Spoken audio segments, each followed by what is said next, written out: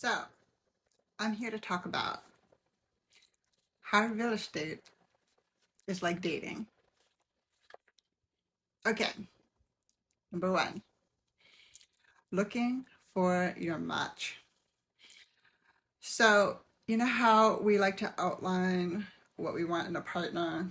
Um, and it's typically as close as finding the same qualities as the ideal client. Do I vibe with them? Can I see myself being friends with them later? Will they be loyal to me? Are they going to be open and honest? I mean, come on. So, looking for your match.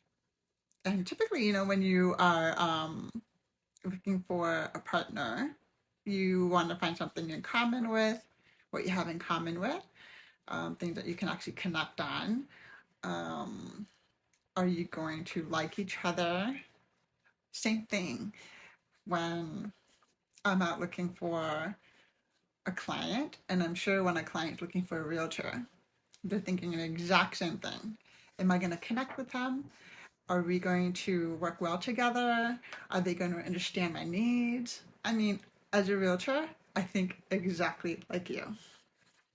Number two, how real estate is like dating. The getting to know each other phase.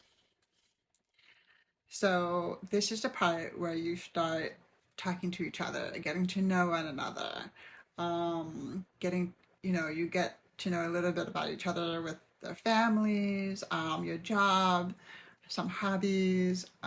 You start talking about the future and your real estate goals, right? That's the getting to know you phase.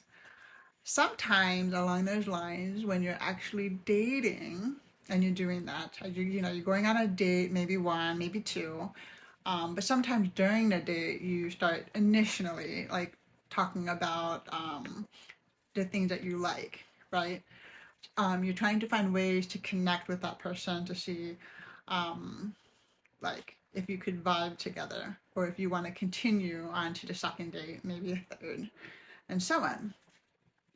But somewhere along that time or along the line, if it may not be during the first date, it could be between the first and second that you think things were going well because you guys were vibing, but no, instead they ghost you.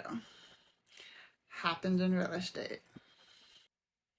Number three, sliding into your DMs, or they get your number, they say they'll call you, and what? They don't. Just like dating. And in real estate, that actually really happens. Where you have a client that calls me, realtor, and so you think that they're going to want to connect or chat about their real estate needs. And they have my number, they have my email address, they have all my contact information, any way to contact me, Facebook, social media, everything. Um, and instead of responding back, they just say, nope, I got your number. It's okay, I'll call you whenever I'm ready. And then they don't. Happens in a dating world too. Number four, when they cheat on you. You know what? This actually really hurts, this one. And it's actually a real thing. Buyers or potential buyers, they cheat on you. They cheat on the realtors. Yeah, happens like all the time. So, example, you get a buyer or I have a buyer. And we actually sometimes I sign an agreement, sometimes we won't. And the agreement is just basically to say that you've hired me to represent you, to be your realtor. You know, but somehow they decide to look on their own, Zillow, go online late at night, maybe email about more information. Instead of asking me about the information, they go on their own. And then they end up with another realtor and they close. What? Exactly like cheating. I kid you not, it hurts. Number five, not wanting to commit. When you spend weeks with showing buyers homes and they change their mind, it's like going out on several dates and you thought it was going somewhere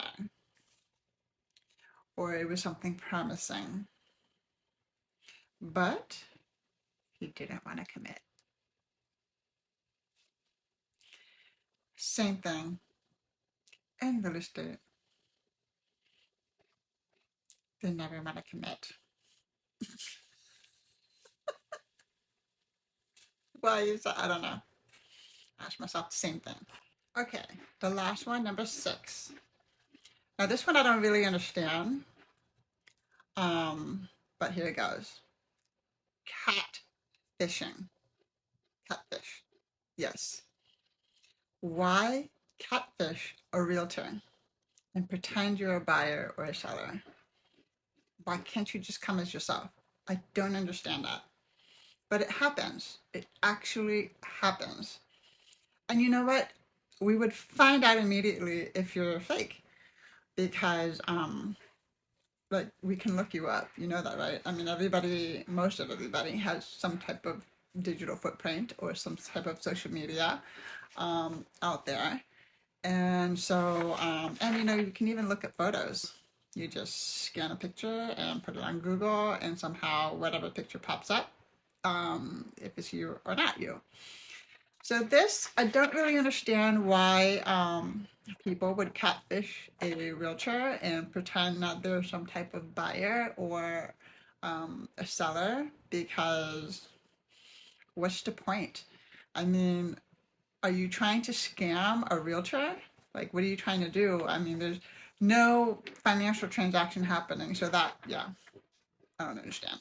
So, ladies and gentlemen, that is why real estate is very similar to dating.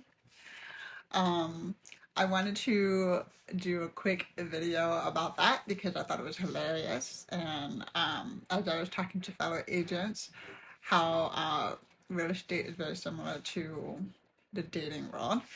I had to do something. I actually drafted it. I actually wrote my notes.